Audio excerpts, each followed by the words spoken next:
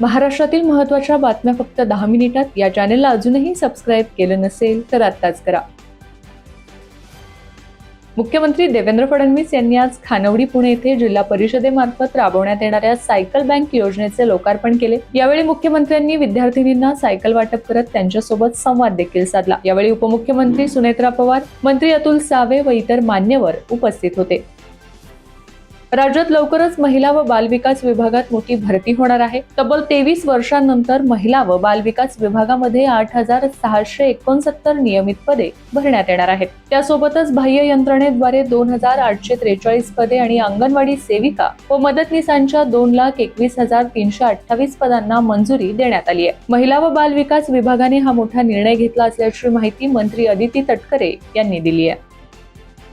नाशिकमधील नामांकित IT कंपनीतील महिला कर्मचाऱ्यांचं लैंगिक शोषण आणि धर्मांतरण प्रकरणाची केंद्रीय यंत्रणांकडून तपास होण्याची शक्यता आहे. NIA, ATS सोबतच CBI कडून लैंगिक शोषण आणि धर्मांतराच्या प्रकरणाची चौकशी होईल अशी माहिती समोर येते. लैंगिक शोषण आणि धर्मांतरण प्रकरणात मोठं रॅकेट असल्याचा संशय व्यक्त केला जातोय. सध्या या प्रकरणी SIT स्थापन करण्यात आली असून त्यांच्या मार्फत या प्रकरणाचा तपास सुरू आहे.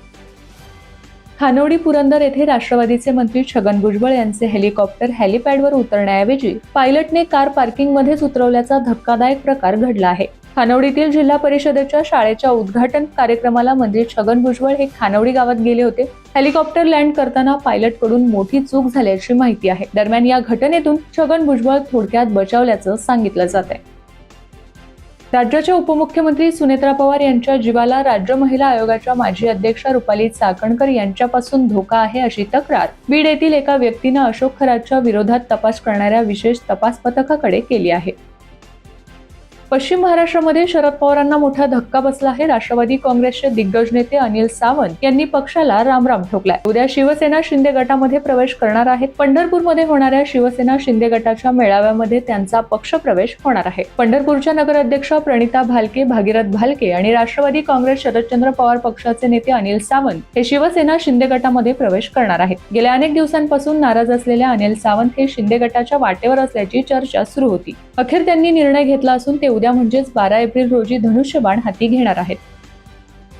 शांततेत एकत्र येण्याचा नागरिकांचा हक्क अधोरेखित करत मुंबई उच्च न्यायालयाच्या नागपूर खंडपीठाने वाशिम येथील डॉ. बाबासाहेब आंबेडकर जयंती मिरवणुकीस नाकारलेली पोलिसांची परवानगी रद्द ठरवली आहे. सर्वसाधारण व अस्पष्ट कारणांच्या आधारे मूलभूत अधिकारांवर मर्यादा घालता येत नाही असे न्यायालयाने स्पष्ट केले. भोंदू अशोक खरात यांनी अनेक महिलांवर लैंगिक अत्याचार केल्याचा आरोप आहे. त्या संदर्भात SITचे पथक तपास करत आहेत. तर दुसरीकडे त्यांनी जमावलेली बेकायदेशीर मालमत्ता व संशयास्पद बँक खात्यांमधील कोट्यवधींचे व्यवहार ईडीच्या रडारवर आहेत. भोंदू अशोक खरात प्रकरणात ईडीने आता दुसरी मोठी कारवाई केली. अशोक खरात व त्याची पत्नी कल्पना खरात दोघांच्याही आर्थिक नाड्या ईडीने आवळल्या आहेत. भोंदू अशोक खरातचे 3 तसेच त्याची पत्नी कल्पना खरातचे एक बँक अकाउंट ईडीने सील केले आहे. या बँक खात्यांमधील गेल्या 3 वर्षांपासूनच्या व्यवहारांची ईडीने तपासणी केली असून नाशिकसह पुणे, मुंबई, अहिल्यानगर जिल्ह्यातील काही खात्यांवरून खरातच्या खात्यावर कोट्यवधी रुपये वर्ग झाल्याचे समोर आले आहे.